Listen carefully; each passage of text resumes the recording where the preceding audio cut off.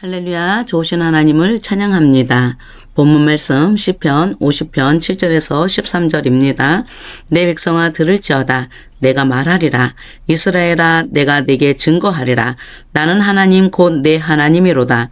내가 너의 재물을 인하여는 너를 책망치 아니하리니 내 번제가 항상 내 앞에 있음이로다. 내가 내 집에서 수소나 내 우리에서 수염소를 치지 아니하리니 이는 살림의 짐승들과 천산의 생축이 다 내 것이며 산의 새들도 나의 아는 것이며 들의 짐승도 내 것이미로다. 내가 가령 두려도 내게 이르지 않을 것은 세계와 거기 충만한 것이 내 것이미로다. 내가 수소의 고기를 먹으며 염소의 피를 마시겠느냐. 본문 말씀 제목은 하나님의 심판에 대한 경고에 대해서 살펴보겠습니다. 심판은 경계에서 반칙 등을 판단하고 승패나 우열 따위를 가리는 것이기도 한데요. 하나님이 지상에서 삶에 대하여 사후나 역사의 종말에 판정을 내리는 일에 있어서 심판이라고 합니다. 속담에 사후 약방문 사후 청심한, 이것은 뭐냐면 사람이 죽은 뒤에 약을 처방을 내린다, 대책이 늦었다라고 얘기하는 것이고요. 사후 청심한은 이미 일이 끝났는데 뒤늦게 진정하려고 하는 행동을 이야기합니다. 일이 틀어진 후에야 뒤늦게 대책을 세움을 비유하는 말인데요. 히브리어 단어 미시파트와 우두에 대하여 살펴보면 미시파트는 법률적으로 선언된 판결입니다. 우두는 바로 세우기 위해 경고를 주는 것이고 증인을 세우게 되는 것이죠. 그래서 경계라고 하는 디모데후서 2장 5절에 경계하는 자가 법대로 경계하지 아니하면 면류관을 얻지 못할 것이다 라고 되어 있는데요. 경계하는 자가 누구인가를 보면 복음을 사역을 하는 데 있어서 이 사역자가 지켜야 할 표준을 어긋나면 안 되는 거잖아요. 하나님의 정하신 법, 진리 안에서 믿음은 시작이 아니라 법대로 사는 싸움이 되는 것입니다.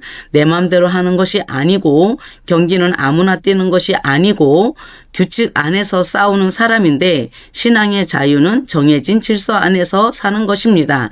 이것을 하나님께서 증거해 주시겠다라는 것이죠.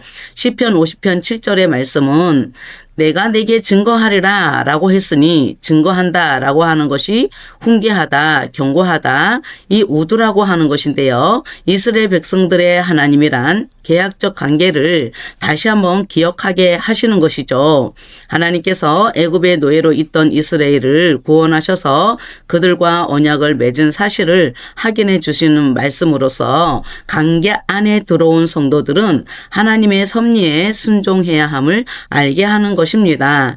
호세아 8장 12절에 내가 저를 위하여 내 율법을 만가지로 기록하였으나 저희가 관계없는 것으로 여기도다. 하나님의 뜻인 본질을 모르면 율법을 여러 번 기록을 했어도 하나님을 배제한 인간의 노력은 헛될 수밖에 없고 아무것도 이룰 수 없다라고 하는 것입니다. 본문 말씀 8절에 내가 너의 재물을 인하여는 너를 책망치 아니하리니 내 번제가 항상 내 앞에 있음이로다. 재물을 통해 자신들의 모든 제약이 깨끗해질 뿐만 아니라 하나님을 기쁘시게 한다고 생각을 할 거예요. 자신들의 재물이 없이는 하나님의 제사장들과 그 가족들의 생계를 꾸릴 수 없는 것처럼 하나님께 재물을 드림으로 하나님을 큰 재무자로 삼았던 것이죠. 오늘날에도 이와 같이 가증한 예물로만 하나님께 대한 제사를 다 드렸다고 생각하는 사람들이 있습니까? 이것은 물질로 자신의 신앙을 가시하는 어리석은 행위입니다.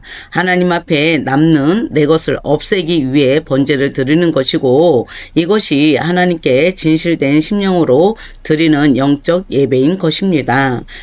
본문 말씀 9절 내가 내 집에서 수소나 내 우리에서 수염소를 치지 아니하리니 우리 하나님께서는 치지 아니한다, 탈취하는 것이 아니다.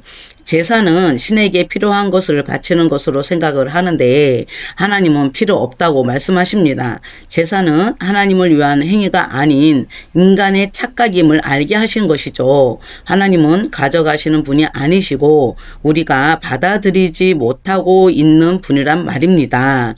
하나님을 우리가 받아들여야 한다는 거죠. 10절 이는 살림의 짐승들과 천산의 생축이 다 내 것이며 하나님에 대하여 오해하지 하지 말아야 합니다. 이 세상의 모든 것들은 다 하나님 아버지의 것입니다.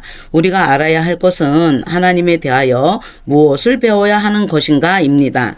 우리가 하나님과 사귐을 통해서 천산의 생축이 다 내 것이다 라는 개념은 하나님의 뜻을 배워야 한다 라는 것이죠. 그래야 하나님께 속한 자로서 살아가는 것이기 때문에 이렇게 하나님에 대한 그 뜻을 배워라 라는 것입니다. 창세기 20장 16절에 사라에게 이르되 내가 은 1000개를 내 오라비에게 주어서 그것으로 너와 함께한 여러 사람 앞에서 내 수치를 풀게 하였노니 내 일이 다 선이 해결되었느니라. 이 1000개라고 하는 게 배우다라는 뜻이 있기 때문에 사라가 겪었을지도 모를 명예훼손을 완전히 씻어내기 위한 은 1000개를 아브라함에게 줌으로써 하나님의 보호받고 있다. 하나님의 보호를 받고 있다라고 하는 사실을 공포하는 강력한 사회적 증거가 되는 것입니다. 혹시 여러분들도 생활 속에서 부끄럽거나 수치스러운 일이 없었을까요? 하나님과 관계가 잘 이루어지는 자는 부끄러움을 당하게 하지 않습니다.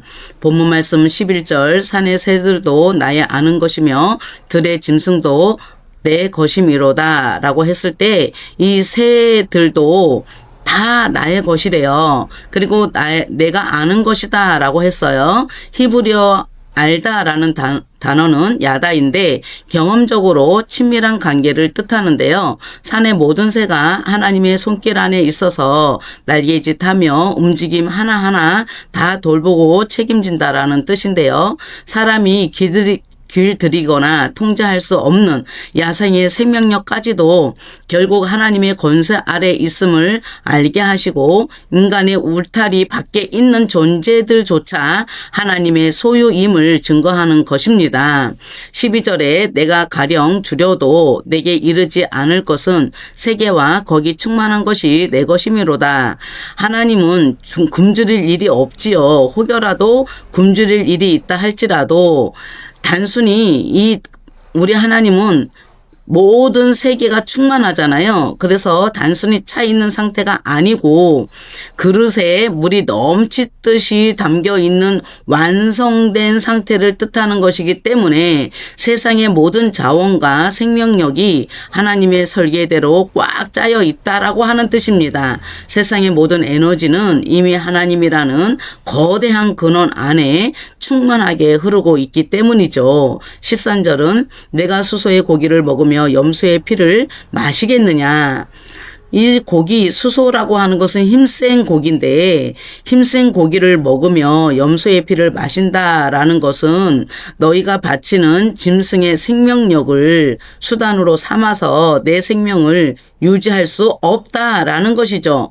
이는 너희들이 새로워지기 위해서는 하나님의 관계 안에서 생명의 근원이 충만하게 흘러 들어가야 깨달음을 얻는다. 내가 깨닫는다라고 하는 것은 하나님께서 그 깨달을 수 있도록 드러내 주신다라는 것입니다.